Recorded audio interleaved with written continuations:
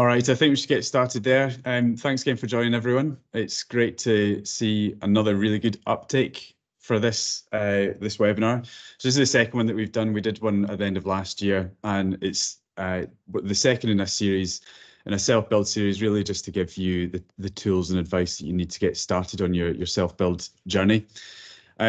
So just a bit of housekeeping. The webinar will be recorded. It's going to be uploaded to YouTube and the website. So just keep your cameras off just keep your cameras off if you don't want to appear on the recording.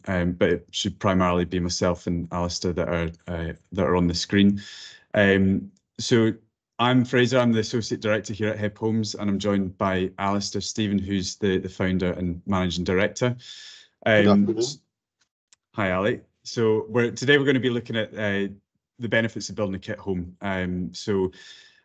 Just covering off topics that'll help you understand why a kit home is beneficial compared to other building systems. Giving you a bit of background on our structural systems and what's included in our kits, and also where we came from. So where did HebHomes start, and our affiliation with our sister company, Docus Architects. And also a little bit about the upcoming building regulation changes, just to give you a bit of a high-level view of how the regulations are changing and how HebHomes are adapting to meet that.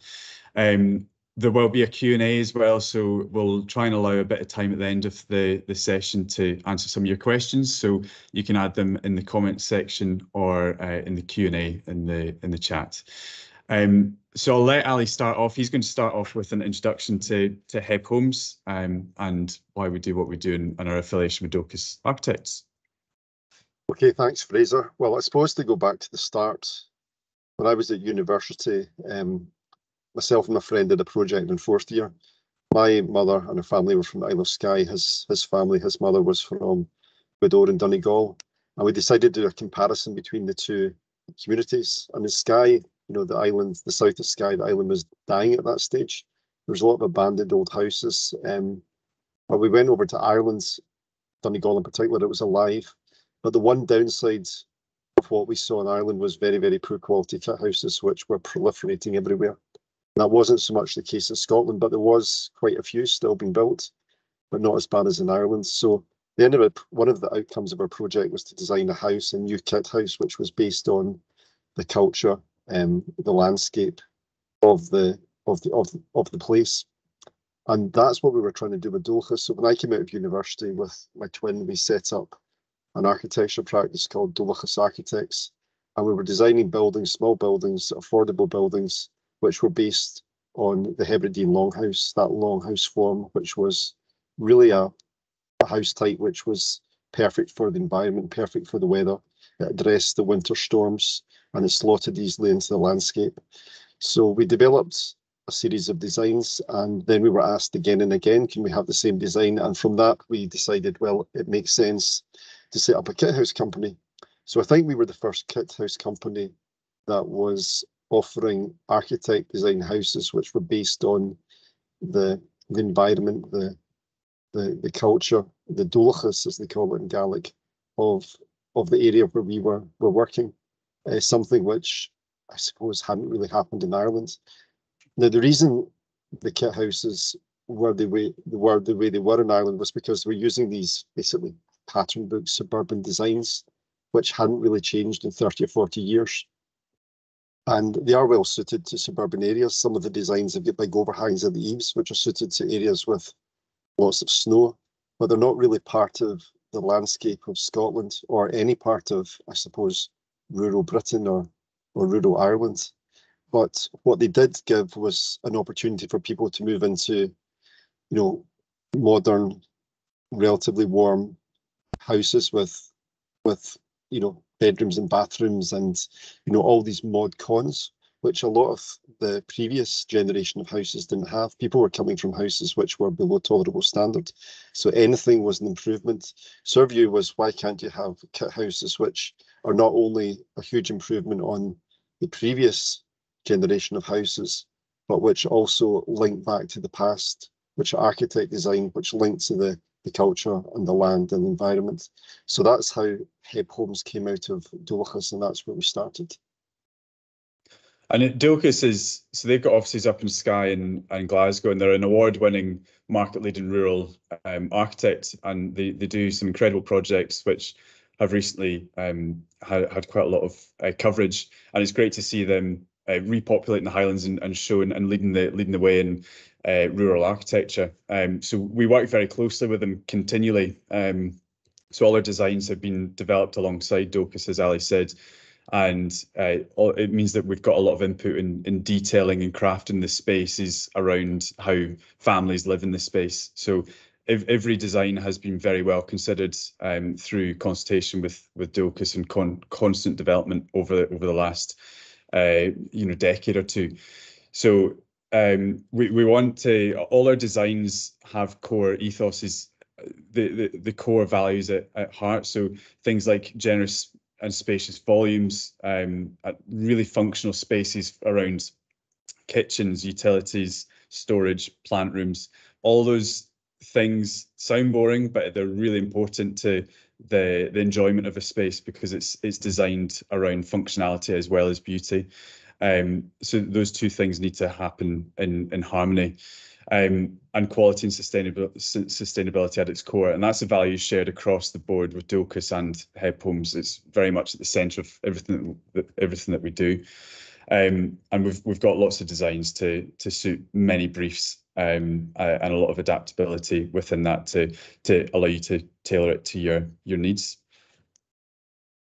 So moving on to the benefits of a kit home, in particular a HebHome. As I mentioned, we've got loads of designs to choose from, so there's lots of variations. We've got some key headings. We've got the accessible longhouse, the longhouses, steadings, white houses, and the little aries. So they all range a lot in size, and probably the most common design that we have is the longhouse because it fits so well in a lot of sites, particularly sloping sites because it's very long and narrow in plan. You will probably find a design that suits your brief generally, but we want to offer a bit of flexibility because every site is different. There might be certain views that you want to pick up, or there might be conditions of the site that mean that you want to look a certain way. But we do offer that flexibility to allow you to design the house around your needs, but obviously using a standard house type to go from. You can also specify all your interior finishes and just tailor that interior to yourselves. So it's not the same as obviously buying an existing house where you've already got a preset space and you need to fill it however you want to fill it. You get to actually start from scratch and really put your own mark on this design. It can also make building on sites, difficult sites, a bit easier. So because of the short build duration for the structural insulated kit, it goes up very quickly. So usually within 2 or 3 weeks, you'll see the shell to window weather type, which is really good. So that short duration does make things a lot easier. Generally, you've got a lower cost compared to bespoke design, so that's lower build costs and lower design costs, just because the specification and the detailing is standardized, and it's developed alongside Dilkus. So we've developed a really nice set, which is very buildable, but looks great in the space. I think I would add in there, Fraser, that because we've got a sister company, Dilkus Architects, we can see the difference in pricing from contractors. And there's a couple of reasons. I mean, one of them is bespoke houses tend to have higher level detailing. It's just the nature of bespoke designs. The clients will look for higher level joinery detailing, for example. But the main reason, I think, because we can do comparisons between houses which are relatively similar in size and also similar in specification. But what contractors always price in, which they don't price in with a kit house, is risk. And that's the risk of getting something wrong, doing a detail wrong, having it condemned by an architect who's the contract administrator, and having to do it all over again. So generally, we're seeing the pricing around about £1,000 a square metre more expensive for a bespoke design, with effectively the same specification. And that's mainly risk, but also partly because there'll be higher level detailing, joinery detailing. So that's something to keep in mind as one of the big benefits of a kit house, because with contractors, if they built a kit house at ours before, they make the mistake once and they're not going to make it again. So they become a lot more efficient when they're building a kit house than they would with something something that's bespoke, which is always new to them. Yeah, you will see we've got a few images in this slideshow that are dual-case images, and you can see the high level detailing that you get with flush skirting and shadow gaps and flush architraves and things like that. So that's as Ali said, if you do want to go with a bespoke design, we've got options for dual-case design, so you can always speak to us about that. But in terms of we also, so just going back to this, we offer that the packages are very highly insulated, airtight, sustainable. So it just means that you've got a really sustainable house with low running costs, and it's really future-proofing your family's home going into the future, which is great because everyone knows energy costs are increasing, and it's obviously we use things like air source heat pumps and ground source heat pumps, so it means that you don't have a combustible boiler and things. There's a lot more certainty, as Ali said, around the design and build stages, because we've got a really solid standard package of details, and there's less bespoke detailing to cause any uncertainty. They already covered the low cost design phase, and it's designed to meet modern building regulations, and suitable as a family home or high-end rental market. We do have quite a few clients that have built to rent, and they do very well because you've got these beautiful spaces that are expertly crafted alongside really nicely in internal furnishings. So they do rent very well, but they are designed also to form a beautiful home for your family. So Ali, do you want to cover the alternative build options? Yeah, I mean, I actually wrote a blog about this quite recently that's up on our website. The options you have when you're looking for a new house. There's obviously, buying an existing property, which is by far the most popular thing to do because it's the easiest thing to do compared to building or building a new house. But the problem with buying a new property at the moment is if you can compare it to buying a new car versus an old car, I mean, it really is old technology, and that's really been highlighted by the fact that going into the future, houses are going to have to meet modern energy standards. And there's quite a lot of controversy. You'll probably be reading about it in the papers or watching on the news about the introduction of air source heat pumps. Now, we've been using air source heat pumps on our properties for years, in fact, probably a couple of decades now. And it is fantastic technology, but it's not something that can be easily retrofitted into an older property, especially if you don't have an outdoor space where to put it. Also, it only really works very efficiently, very well on a highly insulated house with double glazed windows. And if the house isn't well insulated, then you're looking at putting in insulation, new windows, maybe new radiators in order for it to work. So it could be very, very expensive. And if you don't meet those new energy ratings in the future, then your house may become massively devalued, or potentially you won't be able to sell it. So there's a risk with buying new property. So you can read about that in the blog that's up on our website. It really does make sense if you are thinking about building a new house and you have the option of building a new house, that you do that rather than buying an old building.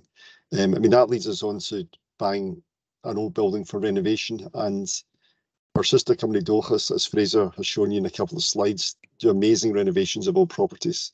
And you can do something quite special with the renovation of an old property, but it costs a lot of money to do it properly. If you're bringing it up to modern building regulations, you're not just doing a patch, you're actually creating beautiful architecture.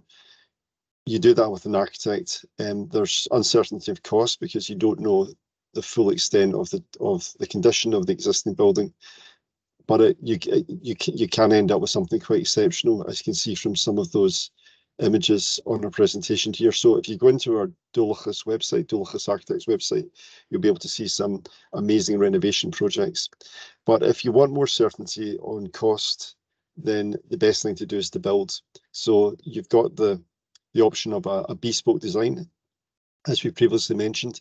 If you want something which is quite unique, and sometimes people come to us who've got an incredible site. For example, the image you're seeing there, that's the site in the south of Skye.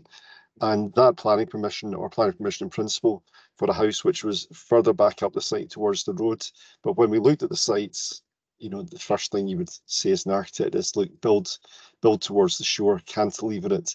It will be absolutely extraordinary. And again, if you go onto the Dulcas website, you'll see images of that amazing building, which won all sorts of awards. So sometimes the site, if it's an amazing site, a kit house is not suitable. It should really be designed, something bespoke designed for that site, and it can be cheaper. Just because if you've got difficult or challenging ground conditions, you can deal with it with the design. But I would say that if you're wanting the most cost certainty when it comes to new build, the best thing to do is to build a kit house. Now, when you build a kit house with modern building regulations, you're going to have to build to good quality. I mean, that goes without saying now, and every year building regulations, it seems like, are updated. So you're going to have to spend money on good heating system, very high quality windows, a very highly insulated structure. In the past, you know, when I built my house in Skye back in the 1990s, you know, most people building then was 100mm mineral wool, very poor quality windows. I mean, the U values were terrible in these houses, and those houses were very cheap. They had electric panel heaters, very, very cheap, cheap as chips, but you can't do that anymore. So that sort of begs the question, if you're going to build a new house and you're going to have to spend quite a bit of money to build it to modern building regulations, why don't you build something which is a good bit of architecture as well? Because a lot of the kit houses that are available, the designs haven't changed in 40 years. As I mentioned earlier, they weren't designed for rural locations. So yeah, if you're going to build a new house, you want cost certainty, then the best way of achieving that is to build a kit house. And the best way of getting something which has got high value is to build something which has got architectural merit. On our website, we got these order of costs, which is basically a breakdown of every element of a building. And the one place where people tend to go a bit wrong is they buy a site halfway up a hill and they've not taken into account the site development costs. We covered this in the first webinar in more detail, but if you've got a straightforward site to develop and you've not made a lot of changes to design, you've got a lot more cost certainty, and that's where a kit house is a great option. Costs are obviously at the forefront of anyone's mind when you start one of these projects. So we're well aware of that, and we want to make sure that you're supported throughout that journey to make sure that you're aware of those costs. So the order of costs that Ali mentioned on the website, they give you a really good idea of rough costs for that design on a straightforward site. So once you've got the design finalized with us, you've got all the site information, you've done the surveys, the topographic, the ground conditions, and the drainage, and any other things that we need to get. That's a really good time to then take that design to a quantity surveyor that we can recommend for you, and for them to take that information and pull together project specific costs. And then that allows you to then go through that process knowing, getting a much better idea of how much this build is going to cost you. When you get to this stage of the build, that's when you'll get your final cost. You'll agree your cost with a contractor, and that's when you'll have all the finalised site information, including all the detailed drawings and the engineering. So a lot of the cost information early on is that there will be provisional sums against structure and final detailed design. But once you get to that stage, that's when you agree the cost with your contractor. But that's a bit of a summary. Thanks for talking that through, Alasdair. That's a bit of a summary of your options. And I think HebHomes, being one of the only architect-led practices doing kit homes, means that we are occupying a part of the market that not many people are aware of, or there's not many other options there. And you do get a very good value for the quality and finish of design, given that it's, architect design kit homes. So moving on. The systems, we've got two different systems that we primarily offer. We've got the SIPs and the SFS. So the SIPs, structurally insulated panels, a lot of you will probably have heard of it if you've been doing your research into self-build. And we built with this primarily over the last decade or so. So the SIP is basically a sandwich panel. So you've got OSB either side, with a rigid insulation in sandwiched between, glued together. And then that system is then the panels are glued together with a vertical timber spline. So it's very airtight, good thermal efficiency, and a very rigid system. this also, you require a layer of insulation back plasterboards, just because, as Ali mentioned, the building regulations are always getting tighter and tighter, and the U values of the walls have been decreasing. So it means that every year that the system, you need a little bit more insulation back plasterboards. So these kind of things have led us to the development of our newer system, so the space frame system. Now, this is developed alongside using Ockle's timber space stud system, and it's essentially forming a really nice wide timber frame, which means you can use a lot more insulation. So the SIP, just for reference, is 150 millimeters wide in the wall, whereas the timber, the space stud, is double that, so it's 300 mil. And it means that you can, the standard is mineral wool, but you could upgrade that to something more. You can use whatever you want, essentially, but mineral wools are standard. But that thick timber frame is a really nice design feature as well, because you get really deep window reveals, and it forms a really nice depth and fenestration as you look at the elevation. So there's benefits, and it also means that you don't need to use the insulation backed plasterboards. And like the SIPs, it's delivered in big cassettes, so the erection time is quite similar, where it's all prefabricated off-site and erected on-site to suit, and it will go up in a similar amount of time, 2 to 3 weeks. I think Fraser, you can see there in that photograph, you've got two studs which are tied together, and between those studs, what you're seeing, that black material, that's actually insulation. So what it means is, rather with a traditional timber frame, which you get with most kit house companies are using a standard timber frame studs, and then they're putting a rigid insulation on the outside in order to get the U values down. So the problem there is you're introducing an oil-based insulation, which a lot of people don't want, and you're sticking it on the outside of your building, and you see often demo that might not be the best idea. But because you've got two studs that are tied together and you've got insulation between the studs, it means you've got continuous insulation. You don't have the cold bridging every 600 mil, which you do with the standard studs. So it's a really clever system. You can eliminate anything which is oil-based in terms of the insulation. And as Fraser says, you've got this lovely deep wall, which gives a lot of character to the building, a lot of depth to the building. So I mean, if I was going to choose a system for myself, I would probably go with that, just because of the architectural quality and the superior U value. And it is probably a wee bit more expensive than the SIP, but it is something which is, you know, an excellent system. It's quite clever. Mm-hmm. Yeah, this is the system that we've been working on to really future-proof our clients, because it means that as the new regulations come in through the coming years and the U values get lower, instead of your standard kit house company they're increasing the thickness of that insulation attached to the outside of the kit. It just means that you can get all your insulation within the depth of the wall, so you're not having to add insulation to the outside or the inside. So it's a really nice little system, and it's suitable for it's like SIPs. It's suitable for most of our clients, but you get the really nice deep wall. Is there anything else you want to add to this slide, Ali? I don't think so at the moment. Right. Okay. So just going through actually what's included in our kits. So just to give you an understanding of what our kit comprises, and your build options as well. So our standard offering is supply and erect of the kit, and then we've also got add-ons. We've got some fantastic affiliate contractors that we've worked with very regularly before that can offer you a partial turnkey or a full turnkey offering.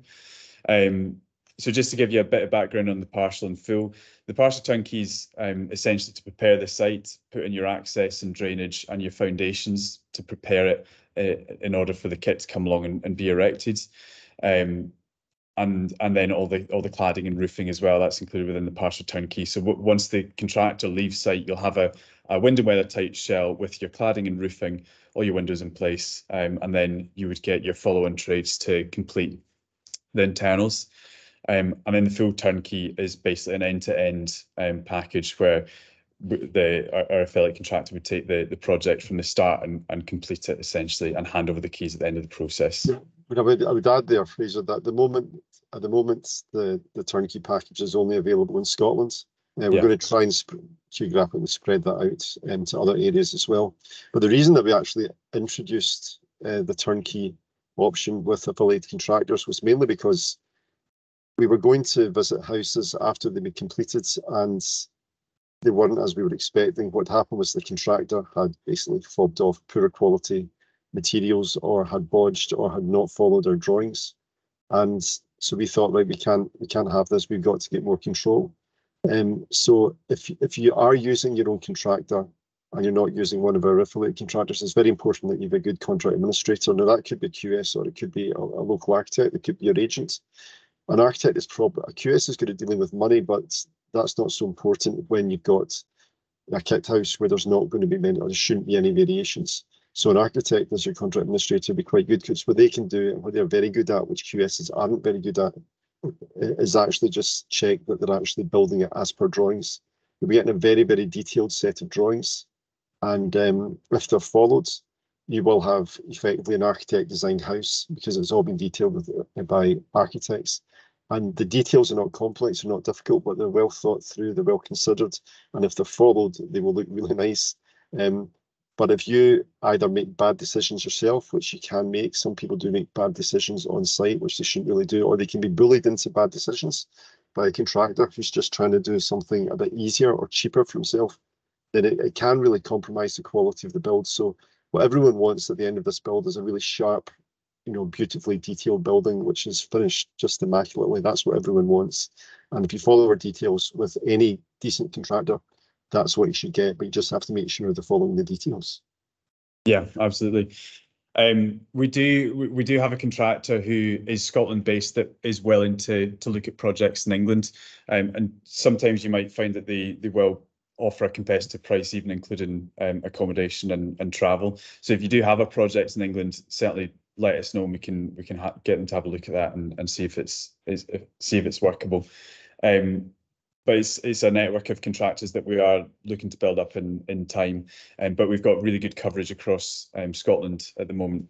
And in terms of, just to give you a bit of background on the actual kit as well, so the HebHomes part of the build is either the SIP or the SFS package. And that is including so taking you from the foundations upwards, it's taking you with the DPC and sole plate just to provide the anchor to tie the kit down to the foundations. You've got all your wall and roof panels. You've got the first floor joists and the deck to that. And then you've got all the external membranes, so the roof and the wall membranes and the external windows and doors. So it means that you've got the wind and weather tight shell. Now, you might get a little bit of water ingress because you need to seal up the window reveals and make sure it's completely weather tight. But that's a check that's done by the turnkey contractor once you get to that stage. Also, all the internal stud work as well. So that's all installed. So you've got your load bearing. Some of them are load bearing partitions, but most of them are loose studs that go down to your slab. And the steel work as well. So any structural steel work or timbers, that's also included. So that's costed once you've got the engineering all finalised, and because the engineering is all dependent on the site and site constraints and exposure and location. So once that's all finalised, the steel work will be costed. That's one thing to mention is, it's the steel work and the engineering. Because of wind loading and also other variations of loadings you can have on particular sites, like snow loading, for example, we have to engineer every single house for every project. But if you don't actually make changes, we've introduced a new service called a fast track service, which basically means that you can do things a lot quicker. Because what most people do is they'll change the design. They'll move things here and there. They might move windows. They might extend the building slightly or shorten it and flip things around. But if you take a design and you decide, I'm not going to change it, so it's been pre-engineered, pre-designed, the engineering just then has to be checked. And what that means is the whole process, especially if you're in England, where the building warrant stage has effectively been privatised, so that stage can move a lot quicker. If you don't change the design, we can move, or you can go through the whole programme much, much quicker, and it's a lot more efficient. But as I say, most people do want to make some tweaks, And as soon as you make a tweak, then everything's got to be checked and redrawn. Yeah, it's a good point. And also for your supply and erect jobs, we supply loose your roof lights and your vapor control layer. So that's all. Your roof lights would go in when you're doing the roof covering. They would be installed then, and the vapor control layer that's added to the internal face of the OSB. Fraser, I mean, again, to add, the reason that we don't install the roof lights as part of the erection and we don't install the internal membrane as part of the erection is, first of all, with the roof lights, they have to come out anyway at a later date when the roofer is put on the battens and counter battens. So they would have to take them out to replace them. So it doesn't make sense. It's just you're doubling the labour. But secondly, when the roof lights go in and then there's heavy rain, it's just there's a lot of water ingress through them. So it's best that that's covered so there's no water ingress. And then the most logical time to put in the roof lights is when the actual roofer is working on the roof. And in terms of the internal membrane, again, we used to fit that, but if you fit the internal membrane, there's always the opportunity to cover up mistakes or gaps or anything. So we want that left exposed so there can be a proper inspection to make sure it's been done properly. Yeah. And the roof light opening, that is covered with membrane and structure below it. So it means that you've got it is weather tight, so you don't have water pouring in through your roof light openings. And then when they do come to put in the roof lights, they just cut that open and then lap it into the flashing for the roof light. And one thing to point out as well, for the SFS, the space frame system, the insulation and internal OSB, that is supplied and not installed. So that's installed as by the following contractor. So that's supplied loose. Anything else, Ali? I did have something that came to mind, but it's left my mind. I think that's it. So following on, the building reg changes. So these are always changing; they're always evolving, and they're bringing a new policy and adapting it. So the new murmurings are that the regulations are changing to focus a lot on existing buildings and trying to bring the existing housing stock up to standard. So we're obviously working to new build regulations, but this will really affect all buildings that were built probably just over a decade ago. So even nowadays, there are some new builds that are installing boilers. So these regulations are changing to affect existing houses, which means they're going to target insulation and air tightness and the actual heating system itself. So these kind of things could be costly. So insulating an existing building, as we did mention before, that can be very expensive, and you need to do that in order to use things like air source heat pumps, ground source heat pumps, or any other systems that are low carbon. Well, you can, yeah. I mean, to be fair, you can still use an air source heat pump even if you don't retro insulate your house. It's just it's going to cost a fortune in your electricity bill because it's going to be working overtime to try and heat your water and heat your space. In Scotland, this is quite common in England, but in Scotland you can't insulate the cavity, and that's because of water ingress. When you get driving rain, especially with the southwesterlies, then that water will be able to jump the cavity if there's any insulation in there, and then get into the fabric of your house. So if your insurers found out you were doing that, you'd be in a lot of trouble. So generally it's very, very bad practice in Scotland, which means you can't do that you can't insulate the cavity with a timber frame house. It's bad practice to do it with a brick and block house. And that means that two options you've got for insulating are, insulating the walls is really insulating internally or insulating externally. Both of them are extremely expensive. So if you think about insulating internally, you'd be looking at, with the existing timber frame, you could take off the plasterboards and you could put in new better quality insulation, but then you're taking off all your architraves, all your skirting, taking out your electrics. It's just, the whole thing is very, very expensive. Over insulating on the outside, again, is very expensive, and with stone buildings, you're probably not going to be allowed to do that anyway. So it's a difficult challenge. So this is what we mentioned before. When these new, the way that these will be implemented, and they're changing all the time because there's huge political pressure on both the Scottish and UK government not to financially ruin people or ruin the economy with this. I mean, is that they're probably going to say that, if you only have to insulate what makes sense, like maybe at the ceiling, maybe it's under the floor. But the problem is if you don't reach a certain energy value, energy rating, and again, this might change because it's going to be very difficult to achieve. If you don't achieve that energy rating, then that's when your house might massively decrease in value, or you might not be able to sell it because someone won't be able to get a mortgage on it in the future. So these are just some of the things which, as I say, it's an ever-changing landscape, but you have to be aware of, especially if you're thinking of buying a new house or renovating a new house. Or an old house, I should say. That's right, and these kind of they have proposed a timeline of all these changes are excellent, and it does need to happen. It's just the cost to the homeowners. There will be grants available, but they probably won't cover the full cost. But the new energy efficiency standard they are saying in about 10 years' time that needs to come into place. So that is insulation measures and air tightness. And then 2045, they have indicated that they want all polluting heating systems to be basically outlawed and replaced by electric systems or anything that doesn't burn fossil fuels. So it's going in the right direction. It's just going to be quite costly to bring the housing stock up to those standards. So if you're building a new house, for example, a new HebHomes, at the end of it, you will be able to apply for a £7,500 grant. And if it's in a rural area in Scotland, it will be £9,000. And there's also a £7,500 interest-free loan available if you're building in rural Scotland. So effectively, a large part of your heating system has been paid for, but you don't get the money back till afterwards. So that's been incorporated into our estimate of costs. Now, that doesn't apply if you're doing it as a holiday home and it might not apply for a second home. It's a wee bit debatey about that. But these grants are available for existing properties, but it's just that, because of the potential upgrades in other aspects of the house in order for it to efficiently work, it might only cover a small part of the overall cost. Mm-hmm. Yeah.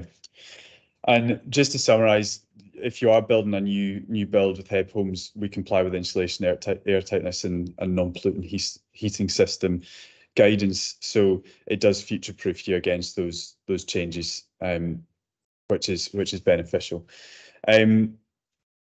And that does bring us to the end. We've left more time this time to answer some of your questions. Last time we tried to cram it all in.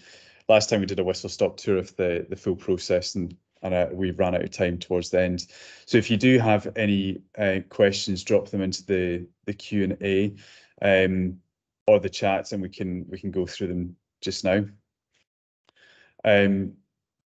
Okay, should we just go through it one at a time, Ali? Yeah, I mean that first one. Have you experienced any issues with planning authorities out with the Highlands and Islands, with the fit of the longhouse, with the landscape in terms of aesthetics? We don't really anymore. You'll see that in a lot of PPPs, planning permission in principle, they put down this condition that a house must be of white rendered walls, windows of a vertical emphasis, and a slate covered roof, which can't have an angle of more than 42 degrees. So that's quite a standard plan condition that's put in. Now that was put in just to stop people building oversized, ugly cut houses. It doesn't really apply to the HebHomes houses or most bespoke design houses by half decent architects. We used to, in some areas like in Murrayshire, they would ask for the houses to be clad in granite. Obviously they didn't care about people's budgets when they asked for that. In Wales, we've done a couple of projects in Wales. They always ask for Welsh slate. Wales is probably the most difficult area when it comes to making the planners happy. And in England, there seems to be an obsession with the ridge height. So that's sometimes we have to make adjustments because of that. But to be honest, we don't really have too many problems. I mean, some planners don't like the big windows, but that's becoming less and less common. I think those planners are either dying out or being re-educated by the younger generation. Certainly in the Highlands of Scotland in particular, there are so many of the best buildings that win the awards are actually done by Highland architects every year. And the planning authorities are very proud of this fact, so they like modern buildings. But the thing about our houses is they're very simple forms, and it's the form that slots into the landscape. So when you've got a nice form that slots into any sort of rural landscape, then most planners will be happy with that. Some planners will demand material finishes, which we can change on the outside, which is really purely aesthetic. But most of the time, we don't really run into too many problems, to be honest. Yeah.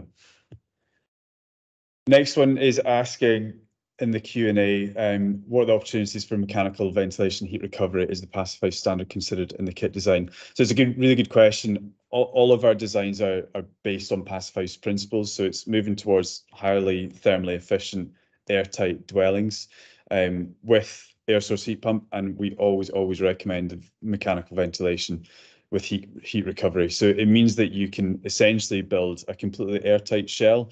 You don't have any leakiness, you don't have any drafts, you don't have any trickle vents in your windows. So it means that you're retaining all that heat, because you will find in older buildings, a lot of the heat just disappears out through the cracks and spaces in the windows.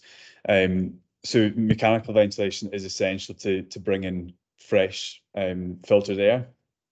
But then with the heat recovery, it means that it's retaining the heat, and all the inlet vents they've been heated up by the exhaust air. So you switch over the exhaust fumes. But in terms of the passive house standards, we design to those principles, but generally most of our clients don't opt to actually get certification because it's a very onerous process. But the whole of Scotland is moving towards passive house standards anyway. I mean, the problem with passive house standards is that a lot of our clients have got sites which have got these incredible views, but the view might be north and not south, and then you'll have the passive house consultant who'll say take out those windows and put them around the other side, and you really don't want to do that. I mean, as Fraser says, there's talk about bringing in passive house standards for all housing across Scotland, which is something proposed by a couple of MSPs. I don't think they've got any idea about the cost implications of that, because if you go into a passive house website, they'll say it'll increase the cost by 5%, which might be true if you look at the detailing. But what happens is, again, going back to risk, the contractors do not want to build passive house unless they've got experience in doing it. So they'll just be pricing the risk of making a mistake and having to open the building back up again to fix the mistake. So it's quite tricky. But the main reason for us is we want to, while we can, is to design houses which take advantage of the amazing views and the amazing sites that people come to us with. So, that's the most important thing for us at the moment. But they are built to the passive house principles, and they are built to very high quality. But we won't allow passive house legislation from Germany compromise the quality of our architecture at the moment, to be honest. I see there's a question. One of the major risks is the quality of the contractor and the contract. What assistance or advice can you offer? I mean, that's a very good question. As I noted before, going to view houses which have been completed and then a contractor which has been found with the client has bodged the building, it's always very disappointing. And quite often the client doesn't realise they've done it, and it's difficult to, you don't really want to point it out to them because it will upset them. But yeah, having a good contractor is really important. There's a couple of ways of doing this. First of all, if you can't use one of our affiliate contractors, it's really important if you find a contractor. You can do it a couple of ways. One, if you know someone locally who's got a good reputation and you ask to see their work, that's one way of doing it. You approach them. But in most cases, you would get your contract administrator. As I say, that could either be an architect or a QS, and they should know who the good contractors are. And the thing about a contract administrator is very important, because a contract administrator, if they're not busy, then that's a good sign, because it means that the contractor is building to the drawings and they're not making any mistakes. When a contract administrator is earning their money, that's when you've got to worry. So contract administrators get the power to go in and condemn work, and they condemn work by basically taking off the value of the work that's not been properly carried out, and then working out how much is it going to cost to take it away and then redo it properly. So say there was tiling that was wrong, that the value of the tiling was £5,000, but he knows, you've got to buy new tiles and do all the work again, so he's going to take off maybe £8,000, and the contractor will not get paid. Now, contractors can be quite intimidating sometimes, so you need a good contract administrator who's willing just to do it, because you should not pay for any work that's not been properly carried out. And you always pay in arrears, and the reason you pay in arrears is because that contractor that you've ended up with is really bad and you decide to get rid of them, or they go bust.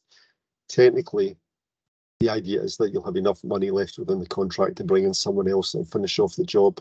But you don't want ever to be in that situation. What you want is a good contractor to begin with, and a contract administrator who's got an easy job. So, yeah, but the contract administrator should be able to advise. You should be looking at the quality of the work. You should be getting references from previous clients, and then you can even ask the local building control officer, the probably won't tell you, but you could ask them, like, who should I avoid within the community here for as a builder. Yeah, they'll have experience of that.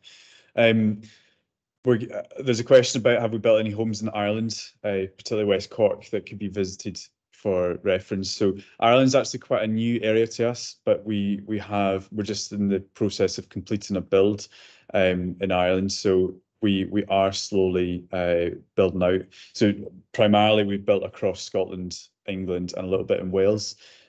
So we certainly will hopefully have some viewable homes there.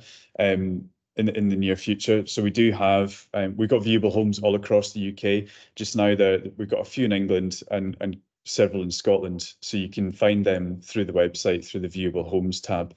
And if you'd like to go and arrange to see one of our built houses, then you can get in touch and get a visit arranged, because it's great to see the houses in the flesh and see the finishes that could be achieved.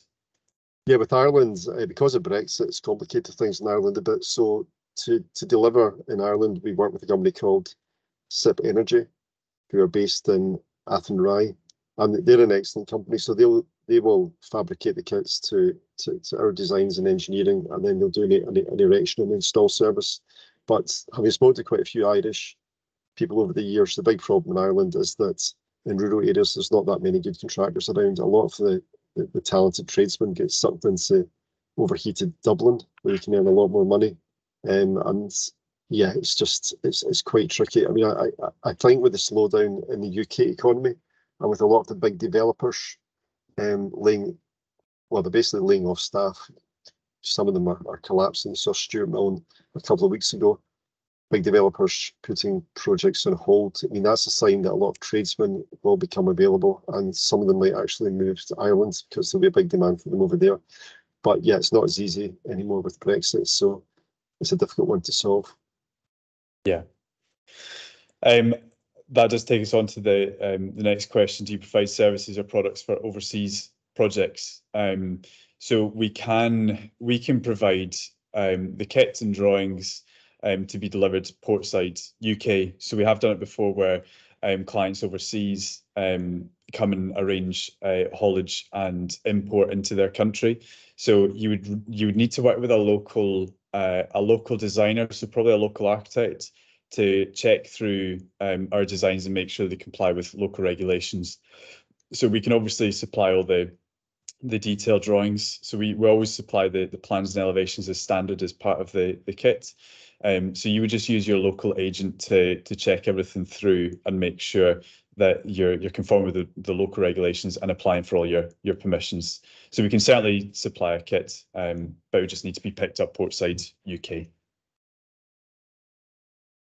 Yeah, I mean, I think I'm looking at these questions in a different order from yourself, Fraser. So the next I've question. gone through we've got two different question areas. We've got the Q&A and then the chat. So that's the Q&A done. So we'll just go through the chat. All right. Oh, sorry, I was in the chat. Right. Okay. Okay. Yeah. Well, we've gone through most of them apart from ground that is partial turnkey available in South East England. As Fraser said, we do have an affiliate contractor who may cover go to England, so that's just something which may be available.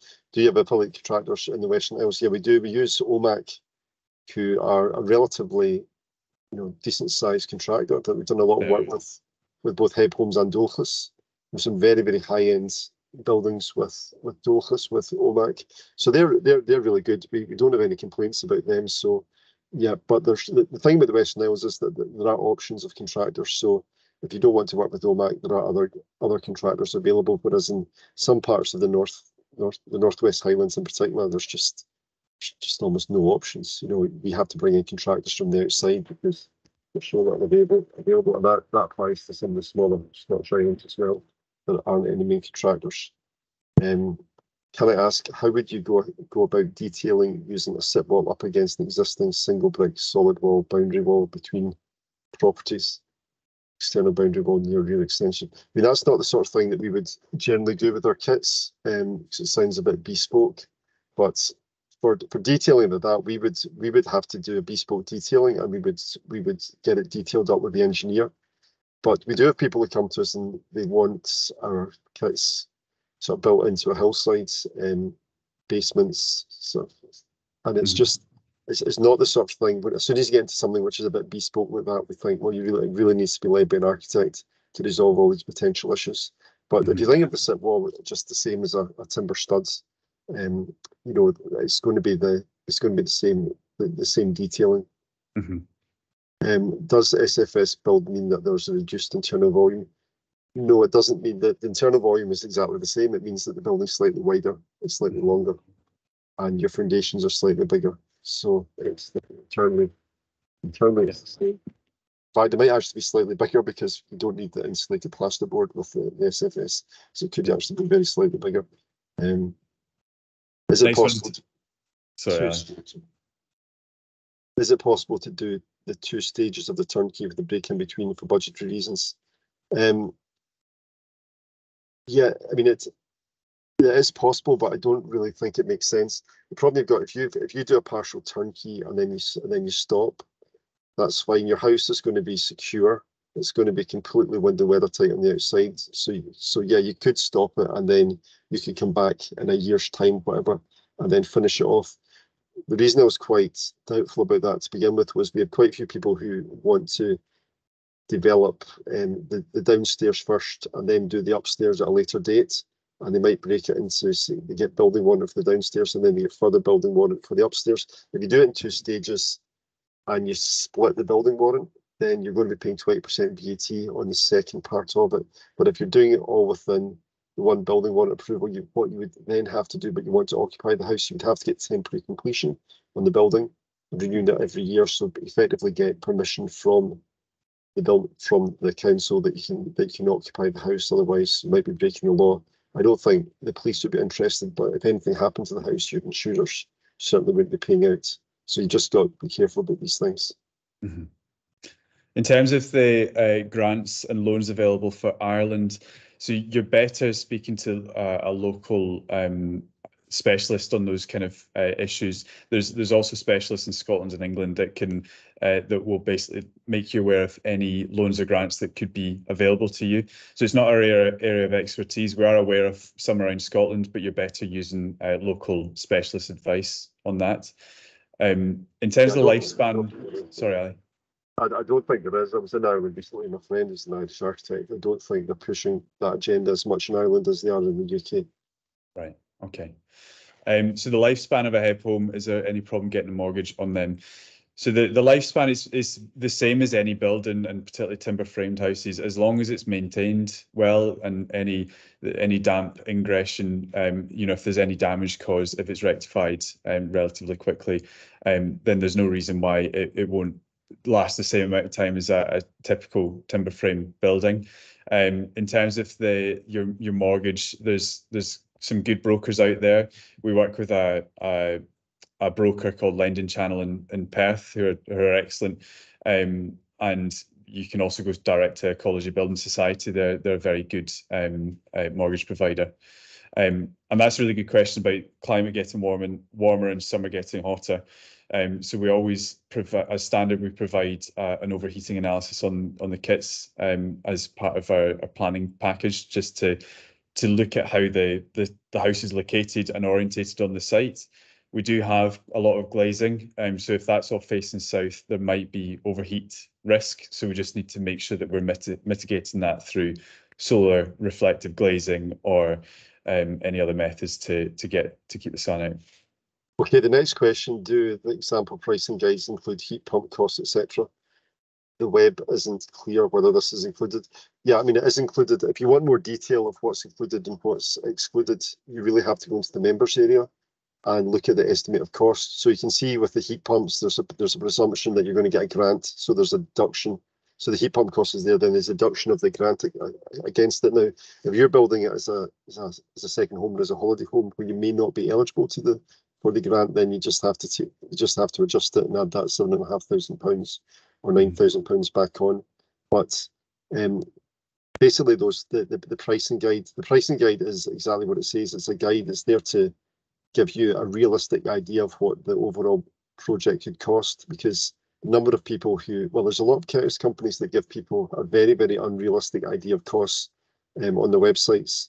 They say they can build it for £1,000 a square metre or £1,500 a square metre, And what they don't point out is that they're excluding a lot of the development costs of a project. So we try and be as realistic as possible, but as Fraser mentioned before, you need to get QS once you know the site conditions, once you know the location of the building, because there's different rates across the UK, and then you can get a more accurate price. But we're trying to give realistic costs, and yes, we do include the heat pump within those figures, and also the heat pump. Sorry, IMPHR. Yeah.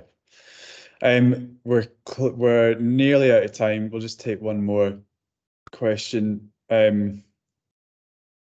So on your T&L shaped steading houses, how easy is it to flip the orientation? So that's covered by our design amendment. So we always allow, at the start of any project, we allow a few hours for you to work with your project manager on making these design tweaks to the houses. So that can be flipping and rotating the house plan to suit the site, but also things like window placement, window sizes, all that kind of stuff can also be tweaked. So we can easily flip and mirror the plan. Have you got anything to add there, Ali, before I wrap up? Well, I'll just very quickly, just to be fair to people, I'll very quickly rattle through a couple of questions. Kind of houses, can they be extended? Easy to develop. They can all be extended, but you probably want an architect to do that. Not as much solar. We do have solar panels and PV on our buildings, but if you don't need it, there's no point buying it. But that's down to the services and to the engineer. Are you talking about retrofit and new builds? Not sure. That came in. New build, sorry. So Studio Charette, we've got a great partner in England who can manage the early design stages, so dealing with getting your site surveyed. So we offer the planning and warrant package, which includes all the site visits in Scotland. So in England, Ireland, Wales, you would need to use a local architect or agent to deal with that stage. So Studio Charette can cover the rest of the UK and Ireland for us. And they can arrange for your site to be surveyed and deal with your planning permissions, and also put you in touch with good architects and engineers if you need them to manage that phase. And the question about connecting a HebHomes to an existing building, I mean, that's something which can be done, but what we would recommend is that it should be led by your own architect. So they need to detail up the link between the two buildings, but they also need to advise whether it's a sensible idea or not. It might not be the best option. Yeah. Can we offer training on build? So we have done this before where the clients opted to erect the house themselves or use a contractor that maybe has limited experience of erecting SIPs or SFS. And our suppliers have in the past helped offer guidance on how to erect. We always issue an erection guide as well for our packages, so it should be fairly clear about how the kit needs to go together. With SFS, the beauty of that is it's a wide timber frame, so most joiners will be really capable of putting it together. And I think final question, could one self-build? Quite a few clients have self-builds in the past, and what that really means is you're organising the trades. You might have a trade yourself that can contribute. You've got to either be, I would say, within the industry or have an organised brain. If you're neither of those, if you don't have an organised brain, if you're scatterbrain and you get no experience whatsoever, it's probably a bad idea, because you're going to age yourself very rapidly and stress yourself out. So, but yeah, it's possible, and if you're good at it, you will save quite a bit of money. Well, that's been. Let's wrap things up there. Hopefully it's been informative for you, and we just wanted to give you a bit more behind the ethos of HebHomes, about the quality, sustainability, and the form and function that drives all our decisions. So hopefully we've covered that in enough detail.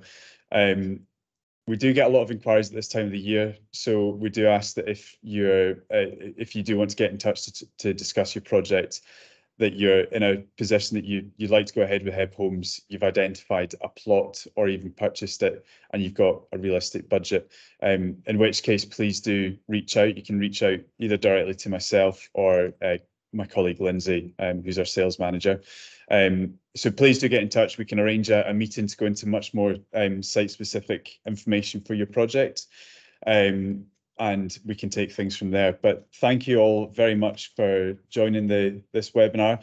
We'll have another one next month. There's a webinar schedule on the website which just goes into more detail on each topic.